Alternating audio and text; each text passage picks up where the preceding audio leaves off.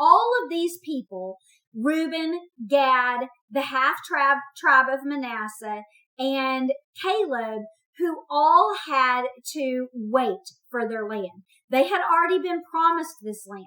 The 2.5 tribes on the eastern side of the Jordan had been promised this land 7 years ago, 10 years ago nearly. But they hadn't gotten to have it, even though it was inhabitable at that time. And then Caleb and Joshua have been waiting really all their lives because they were born in Egypt and actually are the only people that actually left Egypt for the express purpose of inheriting this land.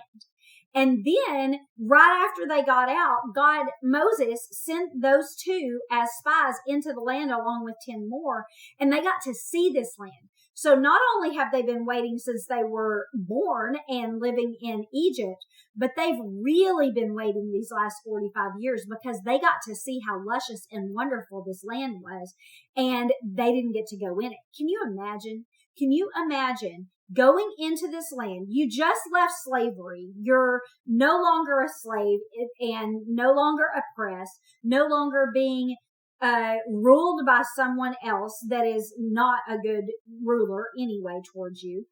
And then you think you're getting to go into this great land. You're excited. God's given you all the rules and you're getting ready. And then Moses sends you in and you see it and you say, oh my goodness, this is actually the land flowing with milk and honey. They said that it took 2 men to carry a cluster of grapes on a pole because it was that their produce was that, abundant. And so they've seen all of this. They wanted to go in then and nobody else did. And so they got punished along with the rest of the people. Now, I say they got punished. Those people died and God did preserve them. As Caleb said, God has kept his promise and preserved me all these 45 years. And he even kept his strength. So he wasn't punished in that sense, but he did have to wait. They had to wait for this land that they should have never had to wait for. And it was all because of these other people. And so I just wanted us to think about waiting for just a moment before we go into the next part, and how, yes, waiting is difficult, but it would be easier if we were the 2.5 tribes on the eastern side because they're waiting for fairness. The reason they have to wait is because it wouldn't be fair for them to get their land just because their land had already been conquered. Their brothers still had all of this fighting to do, and that would not have been fair. And so they were waiting for fairness. But Joshua and Caleb are waiting for unfairness. It was completely unfair to them that they had to wait, and yet they did. And so sometimes we have to wait because the world doesn't revolve around us, because there are other people and other circumstances that are beyond our control, and sometimes we have to wait. But this shows us that God sees us in our waiting. God cares about us. He doesn't forget. And he is going to, give us whatever it is that he has for us in due time. We just have to be patient. And, we see that Caleb was not only kept alive, but God also allowed him to keep his strength so that he could fight for this land. And then after all of the fighting, he let them live long enough to enjoy this land. And so that is also wonderful. And so God was taking care of these two people. Even though they had to wait, God was going to give them something that was completely worth the wait. God was taking care of them. And we just all need to know this about our Lord, that he is taking care of us and we just have to wait.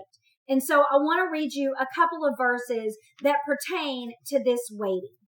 This is Psalm 27, 13 and 14, and it says, I would have lost heart unless I had believed that I would see the goodness of the Lord in the land of the living. Wait on the Lord, be of good courage. He shall strengthen your heart. Wait, I say, on the Lord.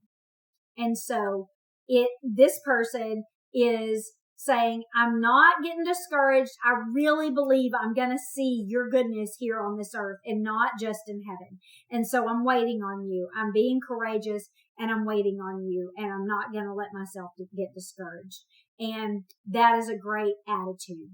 And then Psalm 37, 3 through 5 says, Trust in the Lord and do good. Dwell in the land and feed on his faithfulness. Delight yourself also in the Lord, and he will give you the desires of your heart. Commit your way to the Lord. Trust also in him, and he shall bring it to pass. God was able to bring this thing to pass, and they just had to trust on him. It says, trust in the Lord and do good and dwell in the land and feed on his faithfulness. And so we have to just feed on his faithfulness. Know that God is faithful. Delight yourself in him, and he will give you the desires of your heart. That doesn't mean that we get the shiny red sports car, right? It just means that God, the things, he does want to give abundance to his children. He does want to bless us. And we will receive his blessings in due time, in his ways, the things that he chooses to give to us. We just have to trust him. We have to trust that God is watching over us. He loves us. He cares for us. And the things that he wants to give to us, he has full ability to give to us. That's what this means. And then Isaiah 40:28-31 says, the everlasting God, the Lord, the creator of the ends of the earth, neither faints nor grows weary. His understanding is unsearchable. He gives power to the weak, and to those who have no might, he increases strength. Even the youth shall faint and be weary, and the young men shall utterly fall. But those who wait on the Lord, they shall renew their strength. They shall mount up on wings like eagles. They shall run and not be weary. They shall walk and not grow faint. And so waiting on the Lord is worth it. That is what we can learn from these few tribes today. So don't get discouraged. Just trust in God, and he can bring it to pass. Keep praying and just know that he has ability to do things, and he hasn't forgotten.